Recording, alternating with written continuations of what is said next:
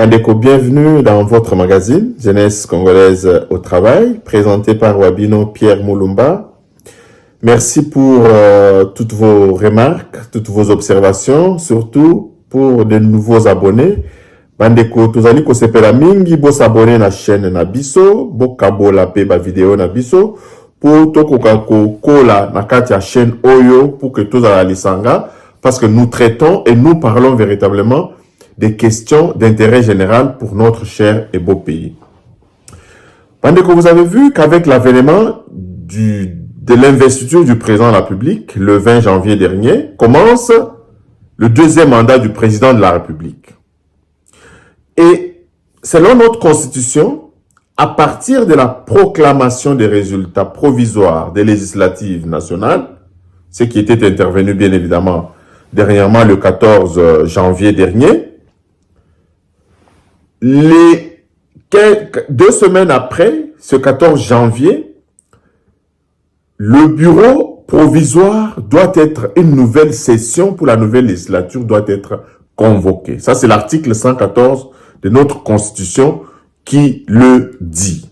Donc, le 29 janvier, sauf imprévu, il y aura, selon la Constitution, la rentrée parlementaire pour la nouvelle législature. Alors, cette quatrième législature sera toujours, comme l'article 114 de notre Constitution le dit, sera présidée par le doyen d'âge et 2 députés les moins âgés qui vont le seconder. Alors, c'est toujours la Constitution qui dicte cette règle. Mais la convocation de l'Assemblée législative, la convocation de l'Assemblée sera effectuée par le secrétaire général du Parlement. Donc, le secrétaire général de notre Parlement, c'est lui qui va présider d'abord la séance d'ouverture et après l'ouverture, il va indiquer qui est le député le plus âgé de parmi tous les élus. Comme nous le savons déjà, c'est Mbosso Kodia Pwanga, Christophe, l'élu de Kwango, qui est actuellement président de l'Assemblée nationale de la législature qui vient de s'achever. Il sera encore secondé par 2 députés moins âgés qui vont être nommés. Je ne sais pas si je vais retrouver leur nom. Je n'ai pas leur nom avec moi ici, mais je vais vous les mettre plus tard dans une autre émission. Alors, il y a 2 députés. Il y a un fils de Bahati, âgé de 27 ans, et un autre dont je n'ai pas retenu le nom. Alors, qui vont présider donc ce bureau provisoire du bureau de l'Assemblée nationale. Donc, le 29, c'est constitutionnel. L'Assemblée nationale va être convoquée par le secrétaire général de l'Assemblée nationale, qui, à son tour, va présenter le nouveau bureau qui va être installé pour la session extraordinaire. Alors, lors de cette session extraordinaire, il y aura quelques points qui vont être inscrits à l'ordre du jour. Je sais bien que l'un des points inscrits à l'ordre du jour, ça sera l'installation du bureau provisoire, comme je venais de vous le dire, qui sera dirigé par les doyens d'âge et 2 députés nationaux moins âgés. Il y aura la validation des pouvoirs des nouveaux élus. Quand je parle de nouveaux élus, c'est tous les élus de cette législature ici, y compris les anciens et les nouveaux. Donc, il y aura donc validation de pouvoir de tous ces députés-là. Et ensuite, il y aura l'élection et l'installation du bureau définitif ainsi que l'adoption de l'élaboration du règlement intérieur de l'Assemblée nationale. Donc, voilà ces points qui seront inscrits à l'ordre du jour de cette session qui va être convoquée pour le 29 janvier prochain.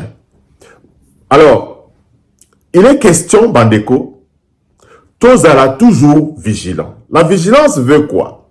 Parce que nous pouvons sous-estimer notre apport en tant qu'individu. Tokoki kolobake ngaya wana poto na kosala nini, ngaya wakuna na Kinshasa ngamoko na kosala nini te. Totelemela batu na biso oyo. Ba député wana bandeko na biso nde ba poni bango. Nous devons exercer une influence sur leur travail. Parce que pour la législature oyo, priorité à liboso ezali ya kosala toilettage na constitution na biso. Pour que constitution ezala référendum ezala ekoka kozala organisé en 2025 pour le changement de la constitution. C'est impératif le changement de cette constitution. Pourquoi? Parce que les Congolais de l'étranger, par exemple, contribuent beaucoup au développement de notre pays. Et en même temps, ces Congolais de l'étranger sont exclus de la gestion quotidienne du pays, tout simplement parce qu'ils ont eu à prendre des nationalités autres que la nationalité congolaise. Cette injustice doit être totalement bannie et c'est une urgence nationale.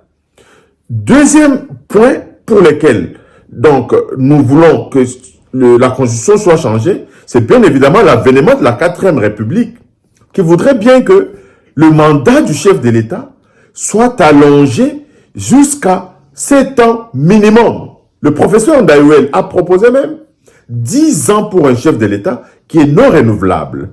Comme ça, il n'y a pas ce discours-là que je n'ai pas achevé ce que je devrais faire. Il n'y en aura pas. Ça nous aura épargné au moins plus d'1 milliard de dollars qui peut être injecté, cet argent peut être injecté dans la construction des infrastructures qui sont manquantes présentement dans notre cher et beau pays. Parce que nous devons nous réfléchir aux problèmes de notre pays et non pas nous conformer à ce que diront les autres. Ou bien, nous avons des problèmes. Chaque société trouve des solutions en fonction des problèmes de sa société. Rappelez-vous, un ami me disait, je vous ai dit dans une de mes émissions, que ceux qui bamindele bali akafufu, membele eux basi basali machine à fufu. Pourquoi? Parce que eux ils trouvent des solutions aux problèmes de leur société. Nous devons commencer à trouver, à solutionner les problèmes de notre société. Premièrement, on va commencer par changer cette constitution. Mais vous savez, Albert Einstein dit toujours que quand on veut résoudre un problème, il ne faut jamais le confier à un politicien. Parce que quand vous confiez le problème au politicien, vous créez un deuxième problème. Vous avez vu ça déjà avec à peine investi, le Parlement non encore installé, il y a M. Kamere qui crée déjà son PCR, son pacte pour un Congo retrouvé. Quand on sait que Kamere il dribble tout le monde, il devrait commencer par démissionner de l'Union sacrée pour que nous puissions crédibiliser. Donc, il ne démissionne pas de l'Union sacrée, tout en étant dans l'Union sacrée, il crée un mouvement en dehors de l'Union sacrée. Nous ne comprenons absolument rien. Et aujourd'hui, nous voyons les uns et les autres sortir en pompiers. Attentisme Nabino, l'absence de vrais projets. Lorsqu'on dirige un parti politique, lorsqu'on exerce le pouvoir mandaté par il y a d'abord ce qu'on appelle la prévoyance. En d'autres termes, avoir des plans à moyen, à court et à long terme. Avoir des plans, plusieurs plans ABC, pour avoir une bonne capacité d'anticipation. Pour avoir une bonne capacité d'anticipation. Qu'adviendrait-il après la prestation du serment du président de la République? Qui avait anticipé ce qui peut advenir? Donc, nous sommes là en train de vivre du jour le jour, en train de commenter les événements. Comme on le dit, les grands hommes ne passent pas leur temps à commenter les événements. Ce sont les petits hommes qui commentent les événements. Kamera avait ceci, on commente. Kamera avait cela, on commente. Les M23, on commente. Nous devons mettre en place des plans d'anticipation pour pouvoir solutionner les problèmes de notre cher et beau pays. Comme je le disais, on change la constitution, on change ces fameuses dates ici de législature tous les 5 ans. C'est tellement budgétivore. Le mandat le plus minimum, le temps minimum qu'un mandat électif doit être organisé dans notre pays, c'est 7 ans. Et la nomination des gouverneurs par le président de la République. C'est un impératif. Pourquoi? Pour pallier à cette histoire de tribalisme ici, qui est en train de prendre des proportions dans notre cher et beau pays. C'est un impératif de notre société, c'est un problème de notre société, ça doit être résolu. J'ai parlé du problème je viens de parler du problème des Congolais de la diaspora, qui contribuent d'une manière ou d'une autre au développement de ce pays-là, en envoyant plusieurs fonds, et ils sont exclus de manière indirecte à la gestion quotidienne du pays, tout simplement sous prétexte qu'ils ont acquis la nationalité étrangère. Ceci était fait à dessein par ces étrangers qui nous ont dirigés tout ce temps. Ils ne voulaient pas que les têtes pensantes reviennent au pays influencer ce qui était resté. Alors, cette injustice doit être bannie. Prolongation, changement de constitution, prolongation du mandat du chef de l'État, disons, changement de durée du mandat électif, au lieu que tous les 5 ans, tout ça là, élection, c'est tellement budgétivore, tout ça là, au moins 7 ans. Le professeur Dayouel a proposé même 10 ans non renouvelables pour un chef de l'État. Et ensuite, écrire des lois qui réorganisent véritablement notre société. Notre société est à la dérive parce que chacun s'élève, fait ce qu'il veut. Nous voyons les bars ouvrir à tout moment, n'importe où. Il doit y avoir une législation qui réglemente toutes ces choses ici. Il doit y avoir des lois qui instaurent la création de l'ordre des différents métiers dans notre pays. Les gens doivent être regroupés dans des ordres de métiers. Les médecins, les ingénieurs, les enseignants, les sages-femmes, les infirmiers. Il doit y avoir des lois qui réorganisent les métiers dans notre cher et beau pays. Tels sont les problèmes réels du Congo d'aujourd'hui. On voit les bars s'installer partout. On voit les églises ouvrir partout. On voit du désordre vraiment qui reflète vraiment le pays de Bonobo, qui reflète vraiment ce que nous sommes véritablement dans nos quartiers, dans nos rues, où vivent nos enfants, où vivent nos progénitures, église, biloko bezali, kili. Ça reflète vraiment le désordre structurel qui ne peut pas faciliter le développement de notre cher et beau pays. C'est ainsi que, Bandeko, moi je lance un vibrant appel à tous les compatriotes. Balobela Bandeko na bango de telle sorte que ceux qui sont au pouvoir puissent influencer ce qui se passe dans notre pays. C'est pourquoi nous restons ici. En dépit de toutes nos occupations, nous trouvons 5-10 minutes à faire des vidéos. C'est notre manière de participer à l'éveil des consciences. Parce que les partis politiques aujourd'hui sur lesquels on pouvait compter sur l'éveil des consciences ont basculé dans les calculs politiciens des positionnements, etc. etc.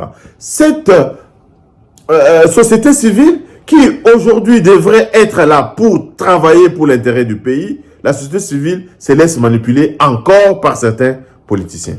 Donc encore une fois, Bandeko, rentrée parlementaire Oyo Ezali le 29 janvier 2024, tous à la vigilant, bien que l'ordre du jour c'est bien précis, validation des mandats des nouveaux élus, convocation, élection du bureau définitif, quoi encore, comme ordre du jour, Tolobela Kibino, avec élaboration et adoption du règlement intérieur Nabango.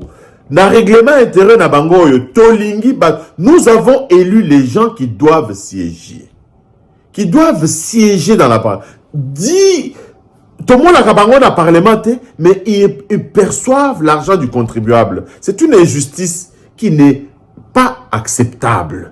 Nous vous avons élus pour aller travailler parce que c'est de l'échange des idées qui jaillit la lumière. Nous ne voulons pas un seul son de cloche dans ce parlement-là. Nous voulons les gens qui vont opposer leurs idées aux idées des autres pour que les bonnes décisions puissent être prises et consolidées pour notre cher et pays et notre chère démocratie. Merci Bandeko. N'oubliez pas de vous abonner et aussi de partager nos vidéos. Tokutani Balasima. Bye bye.